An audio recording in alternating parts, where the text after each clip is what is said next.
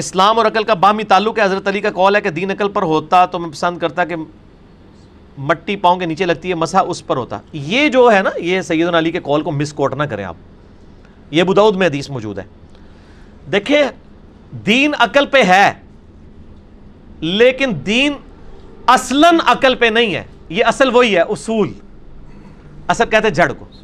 اصلاً دین نقل پہ ہے، جو نبی علیہ السلام اور صحابہ سے نقل ہو کے ہم تک پہنچا ہے. مجھے بتائیں لاجیکلی، میں آپ سے پوچھتا ہوں، نماز افضل ہے یا روزہ؟ نماز، کیونکہ کفر و اسلام کے درمیان فرق ہے. روزہ اس کے مقابلے پہ بہت چھوٹی عبادت ہے. ویسے بھی بخاری مسلم کی حدیث ہے اسلام کی بنیاد 5 چیزوں پہ ہے. پہلے نمبر پہ کلمہ اور ساتھ ہی نماز، پھر زکوٰۃ، پھر حج، پھر روزے. لیکن عورتوں کے جو مخصوص ایام ہیں ان میں جو روزے چھوٹ جاتے ہیں ان کی تو عورتیں قضا کرتی ہیں، نماز کی قضا ہی کوئی نہیں ہے. اگر عقلاً دیکھا جائے تو نماز کی بھی پورے ہفتے کی قضا ہونی چاہیے تھی.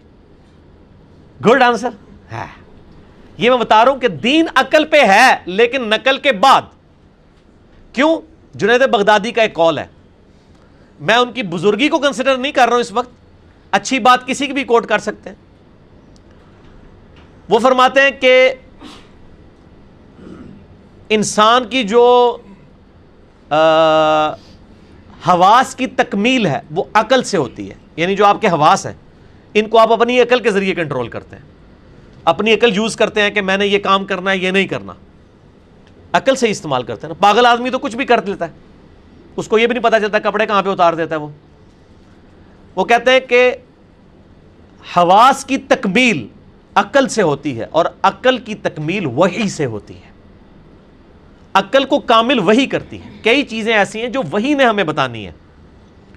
وحی کے بغیر تو ہم اپنی مرضی سے کوئی چیز اللہ کے ساتھ منسوب کر دیں گے، اس کی محبت میں کر سکتے ہیں. لوگ نبی علیہ السلام کے لیے نہ کر دیتے کہ جی آدم کو اگر سجدہ کیا ہے فرشتوں نے، ہم بھی اپنے نبی کو کریں گے.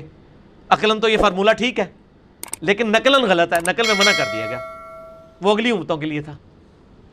تو نقل پہلے ہے، عقل بعد میں ہے. تو یہ مولا علی نے صحیح فرمایا ہے کہ جب نبی علیہ السلام نے حکم دے دیا کہ مسا اوپر کے حصے پہ ہوگا تو اب آپ نے اپنی عقل کے گوڑے نہیں دوڑانے، پھر یہی ہے سب کچھ.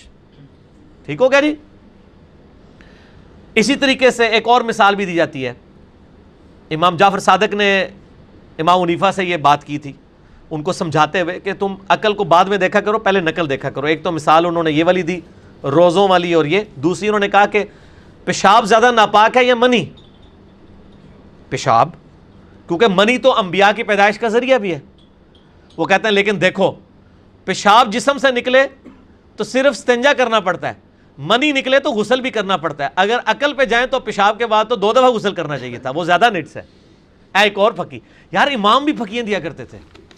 یہ امام جعفر نے امام حنیفہ کو اپنے شاگرد کو یہ بات سمجھائی کہ تو فتوے لگاتا ہے اور اپنے ایک عقل سے اجتہاد کرتا ہے، پہلے دیکھ لیا کر نقلاً بھی وہ بات درست ہو. ٹھیک ہے نا جی. تو یہ سیدنا علی کا قول بالکل ٹھیک ہے کہ پہلے آپ نے دیکھنا ہے دین کو، اس کے بعد دین کے انڈر عقل ہونی چاہیے.